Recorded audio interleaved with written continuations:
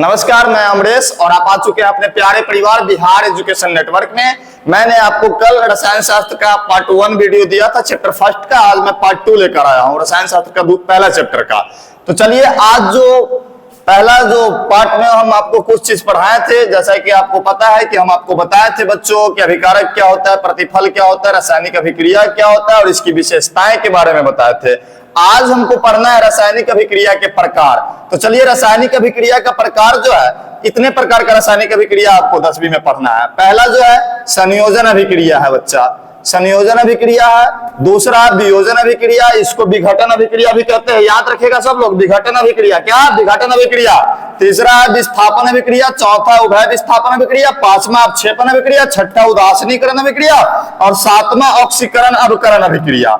तो इन सातों अभिक्रिया को मैं इस वीडियो में कर रहा हूं, बहुत अच्छा से पढ़ना। ये चैप्टर का सबसे इंपोर्टेंट भाग यही है। जो बच्चा सातों रिएक्शन अच्छा से समझ गया, सातों रिएक्शन जो बच्चा को आ गया समझ में, समझ लो कि उसके एग्जाम में पहला चैप्टर से एक भी क्वेश्चन नहीं छूटने वाला है, चाहे वो ऑब्जेक्टिव हो चाहे वो सब्जेक्टिव हो। उसका गारंटी मेरे ऊपर छोड़ दो ना यार, हम करा देंगे। तुम टेंशन क्या ले रहा है? देखो इधर देखो पहले, बस बाकी काम हम कर देंगे, तुम बस पढ़ो, जुड़े रहो बस। चलो देखो, पहला जो है संयोजन अभिक्रिया। संयोजन अभिक्रिया में कुछ नहीं करना है, तुमको देखना क्या है कि दो पदार्थ तीर के बाएं साइड आएगा और मिल के एक बनेगा। जब भी ऐसा होगा कि दो को जुड़ेगा और एक बनेगा, तब वह क्या कहलाएगा? संयोजन अभिक्रिया कहलाएगा। देखो, जब दो या दो से अधिक तत्व या यौगिक आपस में क्रिया करके एक यौगिक का निर्माण करता है, कितने यौगिक का? एक यौगिक का, तो उसे संयोजन अभिक्रिया कहते हैं। जैसे यहाँ पे सोडियम है, सोडियम है क्या बच्चा? सोडियम है और उसके बाद क्या है? क्लोरीन है। सोडियम और क्लोरीन मिला, H2 इसलिए लिखा गया क्योंकि इसको संतुलित करना होता है। इसके आगे का टॉपिक है संतुलित करना, सीख लेंगे। यहाँ बनाया क्या? Sodium chloride. दो चीज मिला, एक चीज बनाया। ऐसा जब भी तुमको देखने को मिल जाएगा, तीर से पहले दो और तीर के इधर एक, तो समझ जाएंगे संयोजन अभिक्रिया। जैसे C और O2 नीचे की तरफ ऐसे लिखा रहता है, यहाँ सामने में लिख दिया गया है। और तो यहाँ पे भी दो है और यहाँ पे CO2 है। तो देखिए, दो मिला एक बनाया, तो इसको हम क्या बोलेंगे? संयोजन अभिक्रिया। बस यही करना है। कभी भी पूछे निम्न में से संयोजन अभिक्रिया कौन है, तो आपको देखना है तीर के बाएं साइड दो होगा और दाएं साइड एक होगा। इससे आप समझ जाएंगे कि यह संयोजन अभिक्रिया है। ओके, चलिए दूसरा पॉइंट समझते हैं बच्चा। दूसरा पॉइंट जो है बच्चा, वह क्या है कि वियोजन या विघटन। यहाँ पे विघटन भी लिख दिया गया है कि आप कंफ्यूज नहीं हो जाए। एक बड़ा यौगिक अभिक्रिया के दौरान टूटेगा और टूट के दो या दो से अधिक पदार्थ का निर्माण करेगा, तो उसको हम वियोजन या विघटन अभिक्रिया कहेंगे। यहां देखिए, एक बड़ा यौगिक है, एक बड़ा यौगिक है, देखिए CaCO3, और यह टूट करके CaO और CO2 बनाया। तो देखिए, दो सरल यौगिक में बदल गया एक बड़ा यौगिक, तो इसको हम वियोजन या विघटन अभिक्रिया कहेंगे। कभी भी प्रश्न पूछेगा वियोजन या विघटन अभिक्रिया का, तो यह शर्त नहीं बदल सकता है। हमेशा यही रहेगा कि एक बड़ा यौगिक आएगा, टूटेगा, दो छोटे यौगिक में बदल जाएगा। ठीक है, चलिए तीसरा पॉइंट जो है बच्चा वो देखते हैं। जो लिखना चाह रहे होंगे कि सर लिखने तो दे नहीं रहे, जल्दी जल्दी में भाग जा रहे हैं, तो बच्चा लास्ट में आपको हम प्रोवाइड करवाएंगे ना, टेंशन क्या ले रहे हैं, कोई दिक्कत नहीं होगा। अब जो है वियोजन या विघटन अभिक्रिया जो होता है, वह भी 3 प्रकार का होता है। कौन कौन होता है? कौन कौन होता है? देखिए, पहला है उष्मीय वियोजन अभिक्रिया, दूसरा है विद्युत विच्छेद अभिक्रिया और तीसरा है प्रकाशीय अभिक्रिया। तीनों को बारी बारी से समझेंगे। जब एक यौगिक को गर्म करते हैं, क्या करते हैं? गर्म करते हैं, और वह टूट के दो या दो से अधिक सरल यौगिक में बदल जाता है, तो उसको उष्मीय वियोजन या विघटन अभिक्रिया कहते हैं। यहाँ पर विघटन भी हो सकता है, वियोजन भी हो सकता है। यहाँ पे तीर चीज छूट गया बच्चा और CO3 ऐसे नीचे की तरफ रहेगा। MgCO3 एक यौगिक है जिसको हम क्या करते हैं? गर्म करते हैं। गर्म करने पर यह टूट करके मैग्नीशियम ऑक्साइड और कार्बन डाइऑक्साइड में बदल जाता है, तो दोनों सरल यौगिक में बदल गया। हमेशा तीर चीज के ऊपर जब भी तुमको लिखा हुआ मिल जाए गर्म करने पर, तो समझ जाना क्या हुआ? उष्मीय वियोजन अभिक्रिया है या उष्मीय विघटन अभिक्रिया है। ठीक है, चलिए बहुत अच्छा। दूसरा पॉइंट समझते हैं। उष्मीय वियोजन के बाद है विद्युत विच्छेद अभिक्रिया। विद्युत विच्छेद अभिक्रिया जो है बच्चा, वह है जब हम ना किसी यौगिक के जलीय घोल में, अर्थात समझ लो कोई जलीय घोल है ना, और उसमें हम विद्युत धारा प्रवाहित करेंगे। क्या प्रवाहित करेंगे? विद्युत धारा। तब वह क्या होगा कि दो भागों में टूट जाएगा, और टूट जाएगा तब उसको हम क्या बोलेंगे? विद्युत विच्छेदन। जैसे कि बच्चा H2O है, H2O को अभिक्रिया में हम क्या करते हैं, इस पर हम विद्युत धारा प्रवाहित कर देते हैं। तुम घर पे भी कर सकता है, देख सकता है, हम बता देते हैं, लेकिन ऐसा नहीं कि लगा लिए करंट बिहान बोले पता चले कि बाप रे बाप FIR दर्ज हो जाए ना। तो देखो यहाँ पे विद्युत धारा इस पर प्रवाहित कर दिए जल में, और H2O2 में बदल गया। ठीक है, अभी बदल जाएगा। जो ऑफलाइन वाला है उसको दिखा भी देते हैं, कहता है जबरदस्ती करता है, तो तुम लोग को तो नहीं दिखा सकते, बड़ी व्यवस्था करना होगा। वीडियो लंबा हो जाएगा तो तू सब कहेगा बाहर बाकी पढ़ाना है 2 टॉपिक है, बड़ी लंबा लंबा वीडियो बना देते, इसलिए नहीं बता रहा है। जरूरी होगा तो बोल देना, कमेंट कर देना, कोई प्रकार का दिक्कत होगा, समझ में नहीं आएगा कमेंट कर देना, ज्यादा दिक्कत होगा कोई चीज अगर हम पढ़ा दिए नहीं आएगा समझ में, फिर हमको व्हाट्सएप पर मैसेज कर देना, व्हाट्सएप नंबर दे देंगे डिस्क्रिप्शन में, सारा व्यवस्था कर देंगे। अगर यहाँ पे स्क्रीनशॉट मार लेना नहीं होगा तो हमको व्हाट्सएप पर मैसेज करना, इसका एक एक का PDF भेज देंगे, सारा PDF उपलब्ध है। ठीक है, कोई दिक्कत नहीं है, तैयारी में कहीं से कोई दिक्कत नहीं होना चाहिए। ट्यूशन फीस के पैसा नहीं है तो ये कोई दिक्कत नहीं है, हम पढ़ा रहे हैं ना, टेंशन नहीं लो, पढ़ते रहो। चलो आगे देखो, प्रकाशीय अभिक्रिया जो है उसमें क्या होगा कि यह प्रकाश की उपस्थिति में टूटेगा। एक बड़ा यौगिक जो है ना, उस पर सूर्य के प्रकाश हम जब मारेंगे, सूर्य के प्रकाश जब उस पर पड़ेगा तो टूट के 2 भागों में बदल जाएगा, तो हम उसको समझ जाएंगे क्या प्रकाशीय अभिक्रिया हो रहा है, प्रकाशीय वियोजन अभिक्रिया हो रहा है। क्या दिक्कत है, यहाँ पर देखो सिल्वर क्लोराइड है, सिल्वर क्लोराइड जैसे ये सूर्य के प्रकाश की उपस्थिति में अभिक्रिया करता है तो यह किस चीज में बदल जाता है, सिल्वर में, और क्लोरीन गैस में बदल जाता है। सिंपल, बहुत सिंपल, कोई दिक्कत है नहीं। तो यह वियोजन अभिक्रिया हो गया। अगला जो वियोजन अभिक्रिया का बाद का टॉपिक है ना बच्चा, उसको पढ़ने से पहले हमको ना सभी धातुओं के अभिक्रियाशीलता जानना होता है। इसलिए क्योंकि आगे तुमको यह जरूरी है जानना कि कौन धातु अधिक क्रियाशील है, कौन धातु कम क्रियाशील है। तो हमने लाइन से लिखा है धातुओं की क्रियाशीलता श्रेणी। देखो अच्छा से सब लोग कि सोडियम है, पोटेशियम है, कैल्शियम है, मैग्नीशियम है, एल्युमिनियम है, जिंक है, आयरन है, कोबाल्ट है, निकल है, लेड है। लेड के नीचे एक चीज लिखा हुआ है हाइड्रोजन, देखो अच्छा से, नहीं तो काम बाद में गड़बड़ा लेना, इसको हाईलाइट कर लेना तो सब कॉपियों में। ठीक है, इसको अच्छा से घेर लेना।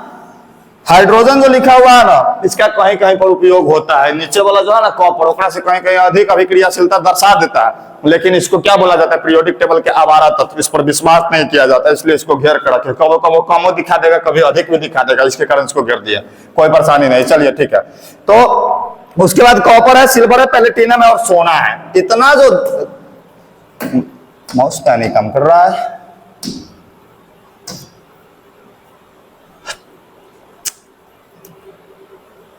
भगवान।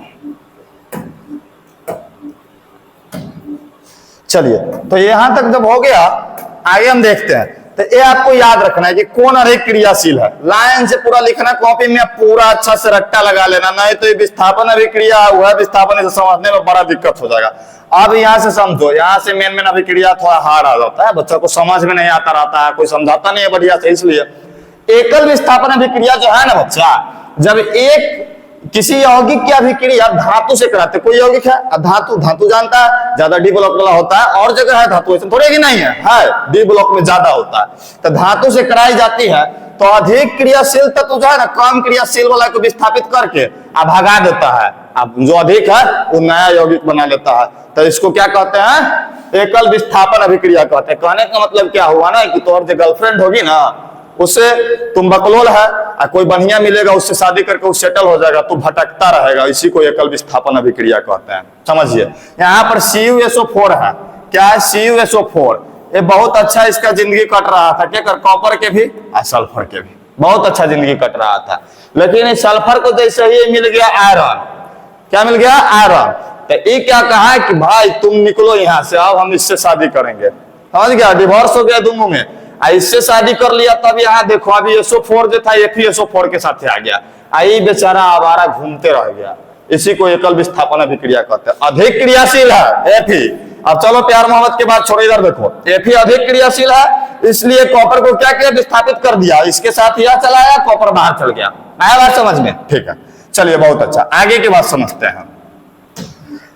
उभय विस्थापन अभिक्रिया आगे बच्चा, उभय विस्थापन अभिक्रिया क्या होता है, इसमें ना अदला बदली होता है। अदला बदली, आयन के अदला बदली, दूसरा चीज का नहीं। अदला बदली के फलस्वरूप जब ठोस अघुलनशील पदार्थ का निर्माण होता है तो उसको अवक्षेपण अभिक्रिया, सॉरी उभय विस्थापन पढ़ाना था हमको, ध्यान नहीं दिए।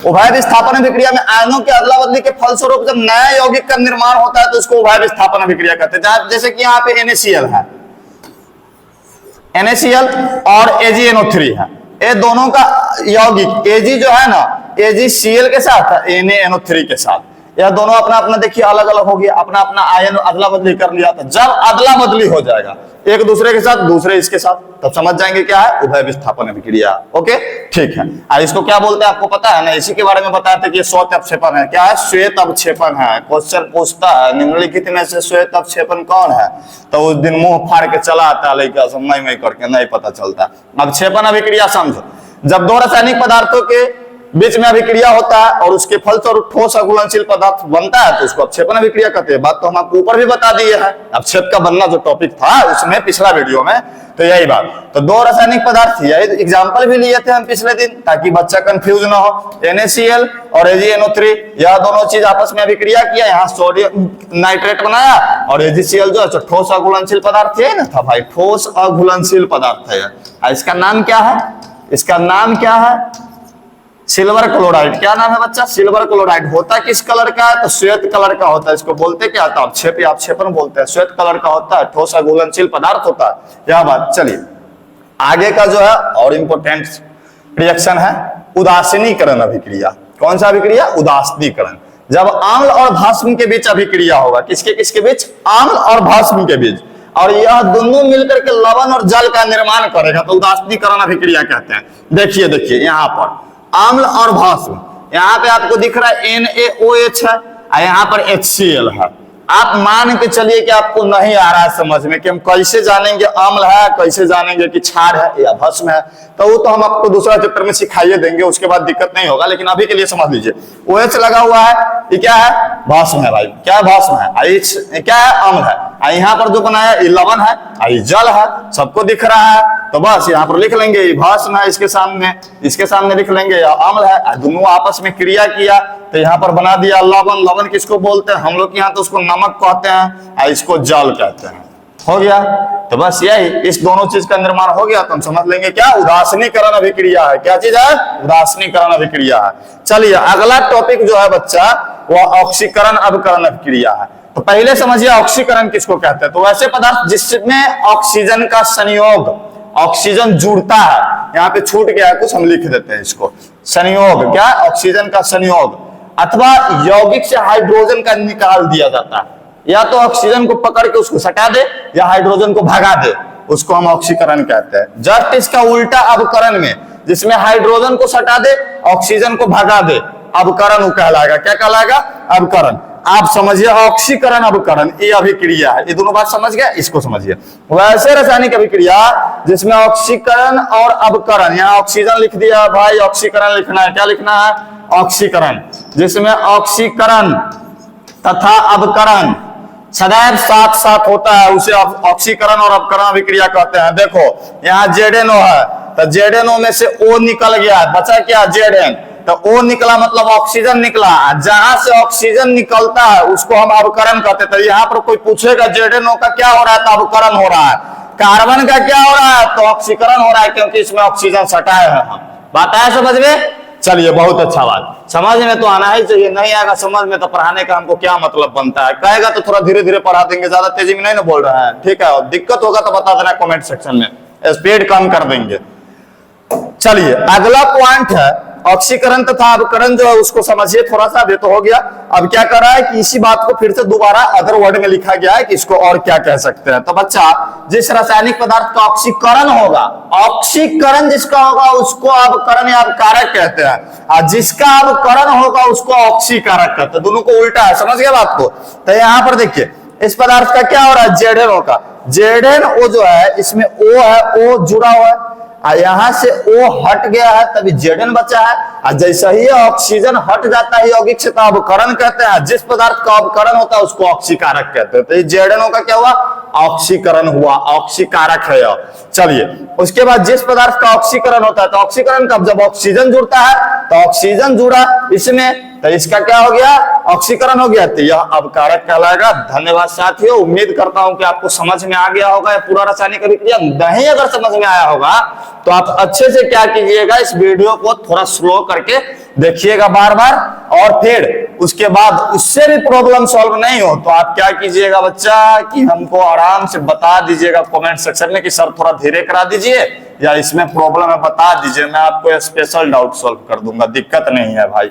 चलिए आपको यहां से स्क्रीनशॉट लेना था, लिखिए लिखिए रासायनिक अभिक्रिया के प्रकार का स्क्रीनशॉट लीजिए। हो गया, संयोजन अभिक्रिया और वियोजन अभिक्रिया का स्क्रीनशॉट ले लीजिए, वियोजन अभिक्रिया के प्रकार का भी ले लीजिए। चलिए उसके आगे धातुओं की क्रियाशीलता श्रेणी का स्क्रीनशॉट ले लीजिए। प्लेटिनम के नीचे सोना भी है, इसको थोड़ा और खसका दे, हाँ नहीं दिक्कत हो जाएगा, पहले इतना ले लिया, चलो अब सोना तक का ले लो, सोना तक, सोना भी है, सॉरी सॉरी सॉरी, सोना। उसके बाद एकल विस्थापन अभिक्रिया है और उभय विस्थापन अभिक्रिया है, यहां तक उदासीनीकरण अभिक्रिया तक हो गया, यहां तक का स्क्रीनशॉट ले लो। फिर उसके बाद एक लास्ट स्क्रीनशॉट भी दिलवा देता हूं। चलिए अब उसके बाद इसका स्क्रीनशॉट ले लीजिए आप, हो गया। फिर मिलते हैं आपके साथ नए वीडियो में, बायोलॉजी का भी वीडियो लाऊंगा, जरूरत पड़े फिजिक्स का भी लाऊंगा। अभी सतीश सर 1-2 दिन में आ जाएंगे, नहीं आएंगे तो मैं खुद लेकर के आऊंगा, और केमिस्ट्री को तो चल ही रहा है। तो उम्मीद करता हूं कि आपको वीडियो पसंद में आ रहा होगा। चैनल पर नए होंगे तो सब्सक्राइब कर दीजिएगा। जय हिंद, जय बिहार।